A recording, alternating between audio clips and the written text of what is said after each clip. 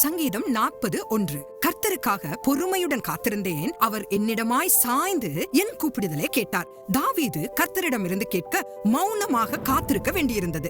சங்கீதம் 25 முதல் 39 வரையிலான ஒவ்வொரு மாற்று சங்கீதத்திலும் கர்த்தர் தன் சார்பில் காத்திருக்கிறார் என்று எழுதியுள்ளார். காத்திருந்தார் மற்றும் பொறுமையுடன் ஆகிய 2 வார்த்தைகளுக்கும் எபிரேய மொழியில் ஒரே மூலச்சொல் தான் உள்ளது. காவ் வாவ் என்றால் எதிர்பார்ப்பது அல்லது தாமதிப்பது என்று பொருளாகும். தாவீது நீண்ட காலம் காத்திருக்க வேண்டியிருந்தது. தான் காத்திருந்த போது அவர் தேவனுக்காக காத்திருந்தார்.